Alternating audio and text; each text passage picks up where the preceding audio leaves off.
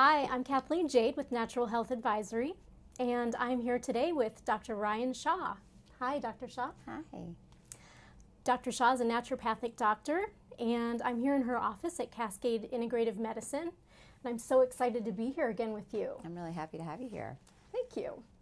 So, Dr. Shah, let's get right into what we were going to talk about today, and that is the thyroid gland. Okay. Why don't you give us first just kind of a brief description? What is the thyroid gland? What does it do? Why is it important? Okay. The thyroid gland is an endocrine gland, meaning that it secretes hormones. And it is in our neck, at the lower end of our neck, right above our collarbone. And it is responsible for so many functions in the body. It's responsible for our metabolism. It's responsible for our energy production. It's responsible for cholesterol management. It's responsible for communication between cells. It's one of the most important glands in the body, I would say. And I'm going to bet that you see a lot of patients every week. I'm going to bet that you have a lot of patients that are coming in here with problems with their thyroid. Yes. What happens? What's going on? What do you see in your practice with thyroid problems? That's a great question. I mean, I see a ton of patients that have either been already diagnosed with a thyroid condition, whether hypothyroidism, thyroid running too slowly, or hyperthyroidism, thyroid running too fast. I see a lot of patients who have been diagnosed with normal thyroid function, but they swear that they have symptoms of a thyroid gland that's acting wrong. That's acting too fast or too slow. Okay. So a combination of both of those kinds of patients, I would say. Okay, so either too fast or too slow. Is there either one of those that's more common than the other? I would say hypothyroidism, or the thyroid running too fast, is much more common. You mean the thyroid running the thyroid running too slow. Right. I think it's a lot more common because patients will come in and they'll say, you know, I'm gaining weight, even though I'm doing all the same things. My hands and feet are cold. I've got constipation. I'm losing hair. You know, there's something wrong. I went to go see my primary care physician, and they said my thyroid was fine. But the important thing to think about when you're worried about your thyroid, or you've got a concern that it might be off, is that the ranges for thyroid hormone are very, very big.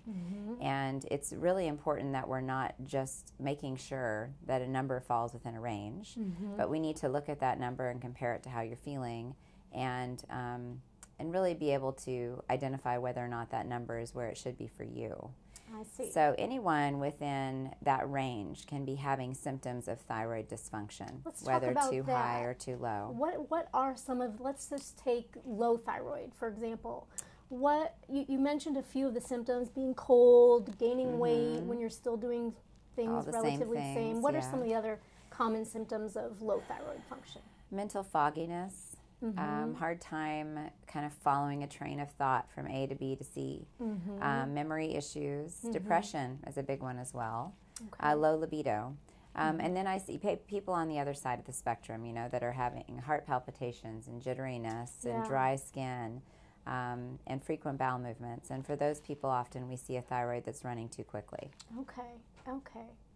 And then you started telling us a little bit about the testing, and you were saying that, you know, it really depends on what's optimal for the person. But can you talk a little bit more about thyroid testing? Sure. And what are some of the labs that conventional doctors do? Do you do those same labs? Just talk a little bit about testing. So traditional thyroid testing, if you're to go to your traditional MD or even endocrinologist or primary care physician, is going to be a basic TSH. So TSH stands for thyroid stimulating hormone. And that's the message that our pituitary gland, which is in our head, sends to our thyroid to make T4. And T4 is a kind of an inactive form of thyroid hormone, and T4 converts to T3. So most often the TSH part of that whole system is just looked at. And if the TSH falls within range of 0.5 to 5.1, anywhere within that range, you're totally normal and you have no thyroid problems. But the way that I am running thyroid labs is I'm not only looking at the TSH, which tells me what's going on in the pituitary, but I'm also looking at what does the T4 do, what does the T3 do, you know, what are those two hormones looking like in relationship to each other. But not only thyroid hormones do we need to look at, but when we're really assessing thyroid function, we need to look at nutrients as well. You know, the thyroid needs a lot of different nutrients in order to function and in order to make thyroid hormone. So we need to look at iodine, we need to look at selenium, we need to look at zinc, we need to look at some of the things that the thyroid needs to function. Because oftentimes when there's a thyroid problem that's diagnosed, we've got nutrient deficiencies along with it, and if we can treat the body by giving the body the nutrients it needs, then we don't need to be on thyroid hormone. Oftentimes the road doesn't end with thyroid hormone. We can kind of halt that at the pass.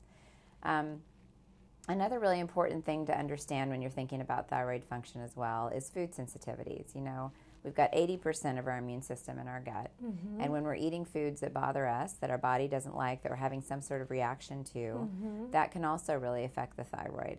And so, you know, if we're truly trying to think about the thyroid in treating it in an integrative way, understanding food sensitivities, understanding nutrient deficiencies, understanding exactly where the hormone imbalances lie, all those levels are important to really understand and nail down so that when we finally get to the point of whether or not we need to use thyroid hormone to manage the thyroid, we have built a really strong foundation. At that point, we might need a lot less.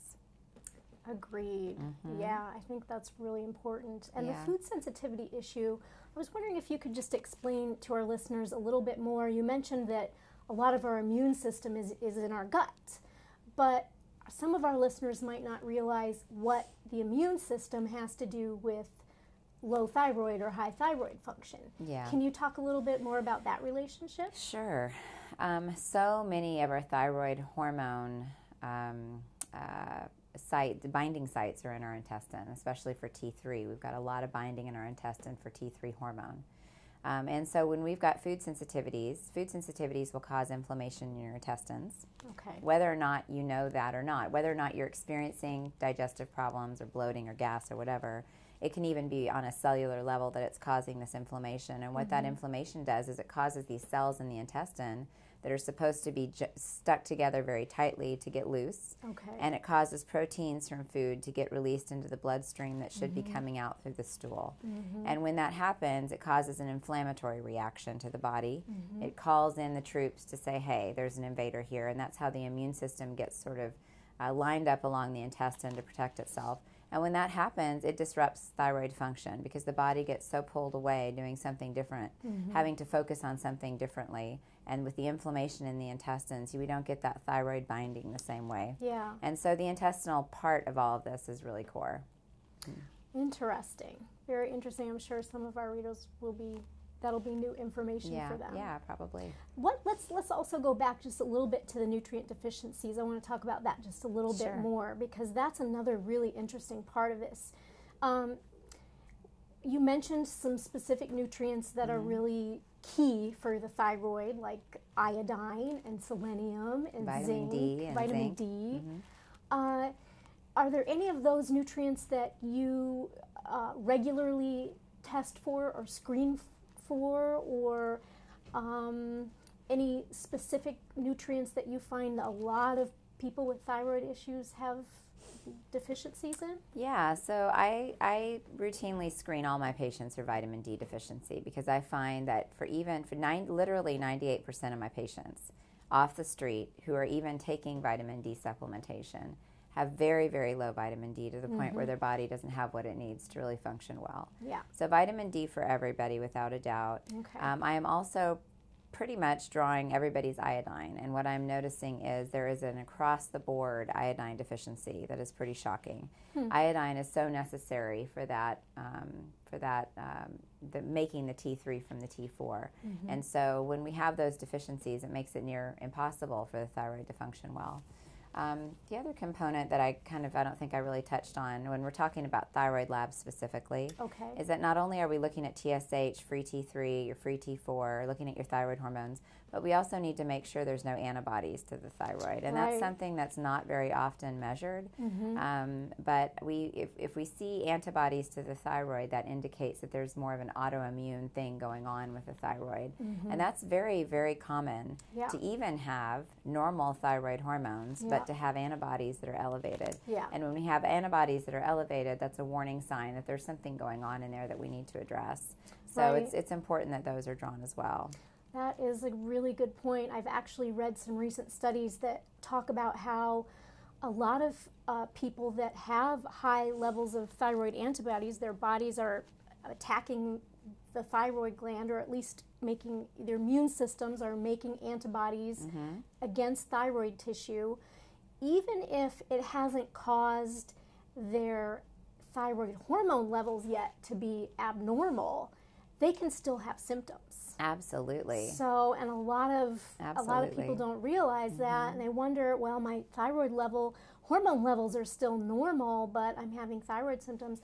Sometimes if you detect this autoimmune reaction against the thyroid, that can be a sign that there is this autoimmune reaction going on, and it is still linked with symptoms. Absolutely. So. And the thyroid numbers can even look optimal. We were talking about the difference between normal and optimal. They could even look completely optimal, but you can still have antibodies. Right. And some people will say, well, if my thyroid is normal, why do we even need to worry about the antibodies? It's because the antibodies are the first sign that there is starting to become damage to the thyroid. And if we don't do something about it, you know, it might not be something that we can reverse in the future.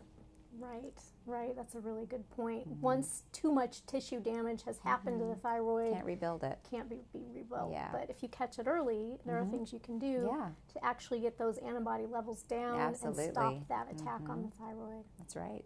All right. Good discussion, Dr. Shah. Thank you so much for joining us again. Thanks for having me. It's a pleasure to be here and to have you with us. Yeah, I enjoy it very much. Thank you. Thank you.